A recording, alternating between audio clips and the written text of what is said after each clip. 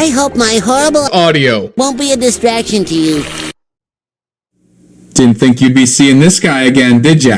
Yeah, here we are. You, me, and the Google Meet. If you're looking at this thing and thinking, who the heck is Google Meet? You didn't watch the video where we gamed on this bad boy. And spoiler alert, it wasn't the best. Oh, this looks bad. Please, for the love of God, get this man some more pixels.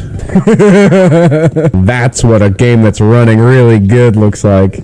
But it has potential. In the time between that video and now, I've done some thinking. If this thing only had a half-decent GPU, it would be half-decent. And I'm not going to keep you guys in suspense today. We're putting a GPU in this thing. Graphics cards. But how? And I don't know about you, but in the first video, I didn't spot a PCI Express slot anywhere. But if there's anything that I've learned from this guy, Properly terrible gaming. it's that if you can install this, then you can install this. So let's get this bad boy open and then I'll show you guys the game plan. As you guys can see, I have pre-skinned our Lenovo today. When I took the rubberized back off of it the first time, it left a bunch of sticky residue. And as you can see, that is now gone. Anyway. And just simply plugging our graphics card into the SSD slot is not exactly all that I want to do with this thing. I want to go a little bit further than that. The goal today is to minimize the jank. We're going bougie this time. This cable right here is Oculink. It's basically just PCI Express as a cable.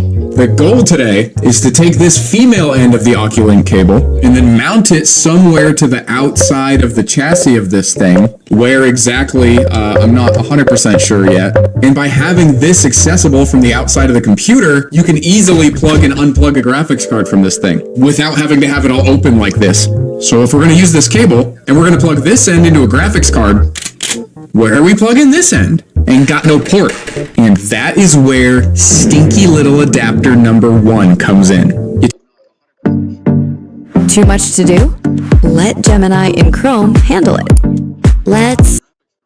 You take this guy, put it where this guy currently is, and just like that, you have an Oculink port. Because like I said earlier, these things are just PCI Express. And conveniently, NVMe slots are also just PCI Express. All of these little pins in here would connect to your motherboard. And on an NVMe slot, only like a fourth of these are actually going to get hooked up. But it's the best we got. So here's our SSD. This is where the operating system is currently installed. And how big was this again? 256 gigabytes. You know how much sensitive info you could store on this bad boy? And you know who I'd trust to protect it? Well, the sponsor of today's video, Aura. Aura sponsored the first video with this thing, and they've been chomping at the bit ever since to do it again. But you know who enjoys chomping on your bits? Eating them up like a sneaky little data slurping rat?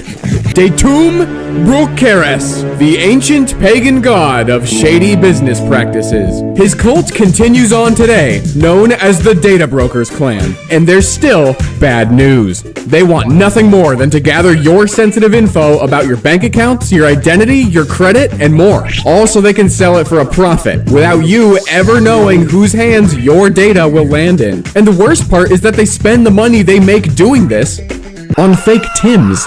Luckily, protecting your data is probably the easiest thing that you'll do today. It's pretty much just doing this. Aura will watch for things like suspicious credit activity, database breaches, and identity theft, and they'll alert you as soon as possible if they find anything. Aura comes with a VPN that makes tracking your online activity way harder. That fake Tim-wearing cult can smell your internet trail like a 50s cartoon character can smell a freshly baked pie sitting in a windowsill. So protect your data pies with Aura. Start a 14-day free trial today by scanning the QR code on the screen, going to aura.com/BringusStudios, or by clicking my link in the description.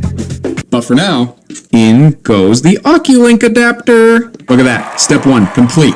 Easy. We're basically already gaming. Actually, that's a lie, because all the games are on here. So where's this guy gonna go? Well, we're just gonna keep playing M.2 musical chairs here, and we're gonna evict the Wi-Fi card. But I don't really want to give up Wi-Fi, so we need a new home for this guy. Look at him, he's just so cute. Why would you get rid of him? I can't even believe that you were thinking that. Wi-Fi card will remember that. Do not worry, my children. I am a benevolent creator. I have a plan for all my children. Except for this one. There's no plan for him. I hate him.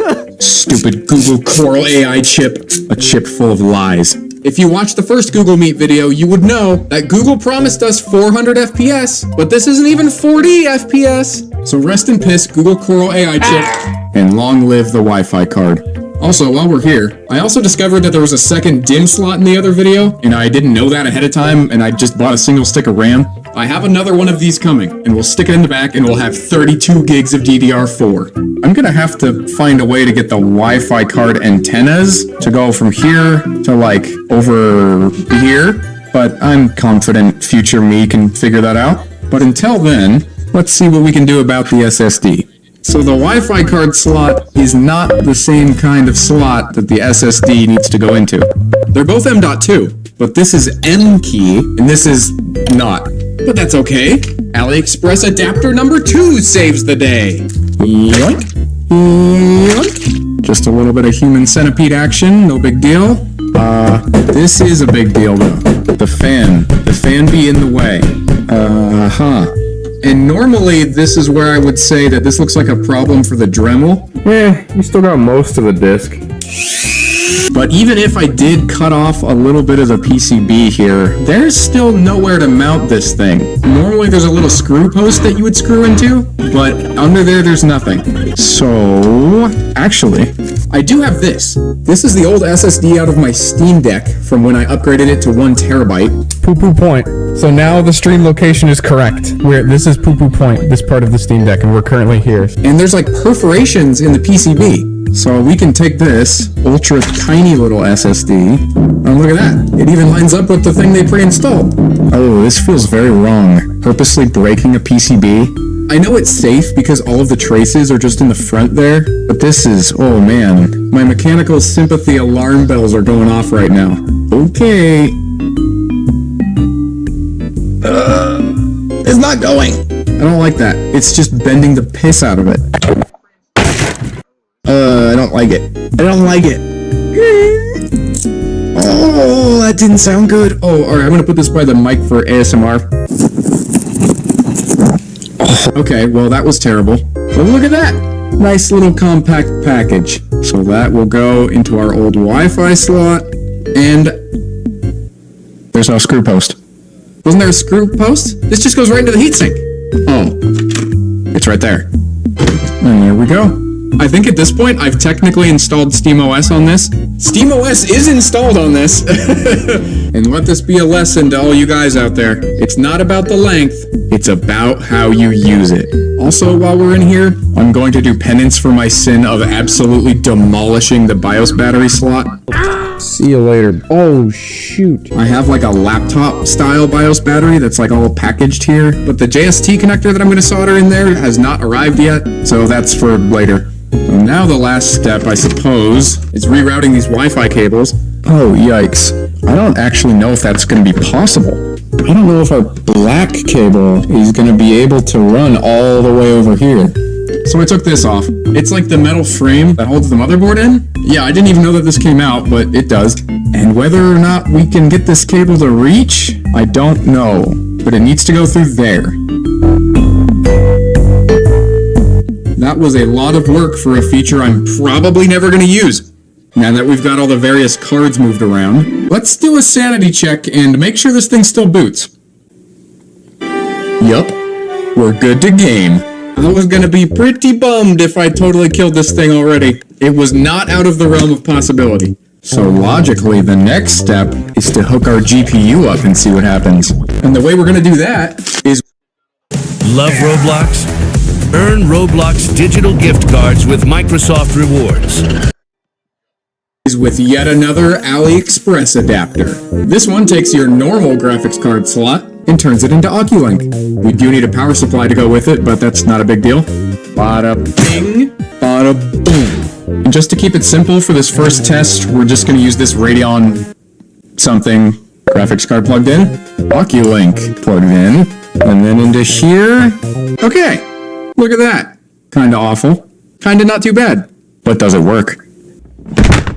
My goodness, we are running out of table space. Okay, the graphics card wants to take a nap, so that guy's gonna lay down, I guess. Power on. Oh, okay, now this. And it is doing nothing. Maybe there's something we have to do in the BIOS? And it's not like this thing exactly has the most normal BIOS. So, we'll see.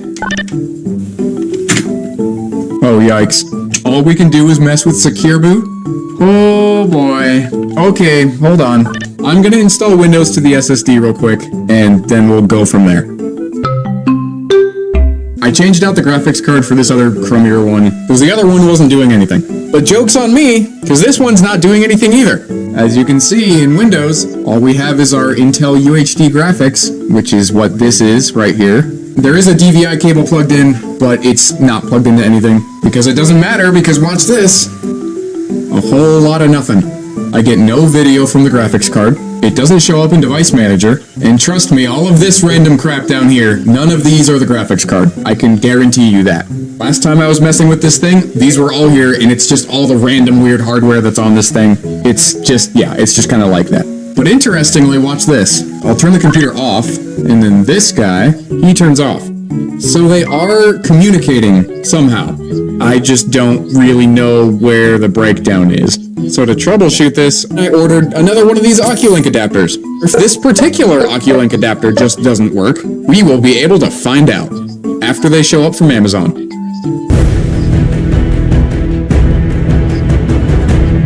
Alright, what the heck?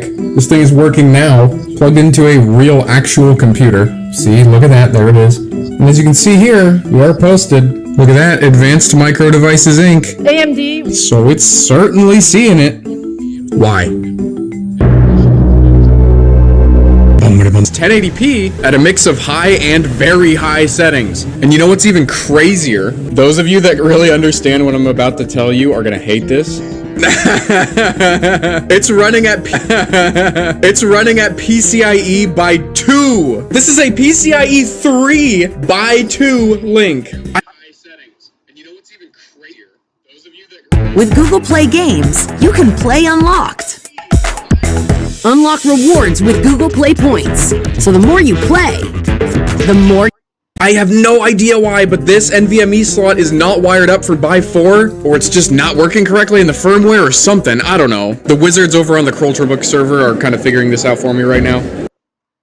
But this is the performance uplift we're getting now. With a by 2 connection. Your graphics card has 16 little highways that it can communicate with the computer with, but right now we are pushing all of that traffic through just 2 of them, and it's And there's actually some components in here that need cooling and they need the air to go from here to here. So instead the whole thing is just solid. And this isn't all I was working on. Oh, I've been busy. I soldered in a connector for a new CMOS battery. I got our second stick of 16GB DDR4 and I slapped that bad boy right on the back. And the only thing left to do now is finish off the GPU dock. I've got the general skeleton figured out already, and I do want to make a nice ventilated enclosure, but I didn't have the GPU on hand yet, so I couldn't really measure it. However... Okay, the question on everybody's mind. Is this overkill? Surprisingly, the answer might be no. And I'll let the people that understand PCI Express a little better than me clarify in the comments, because I have no idea if this line of thinking is correct. But, remember earlier when I was playing GTA 5 on this thing on the RX 480, oh no, the A came off, no. Anyway, when I was playing GTA 5, we discovered that this was only a 2x link. That's actually non-standard for NVMe slots in general. They're supposed to be a by 4 link, but this one just sucks. Sacrifices had to be made to hook up 5GB Ethernet ports, I suppose. So my thinking was, if we're going to be so limited by only a by 2 PCIe connection, we're going to want the fastest possible card to just kind of brute force it. What I imagine to be the reason that this thought process breaks down is because you actually reach like a point of diminishing returns with how much data you can even shove through that connection. And if that's the case, this is completely overkill. There's definitely a bottleneck with that by 2 connection, and you guys know me. I'm not going to try and find the optimal graphics card for this situation. I'm just going to install big GPU.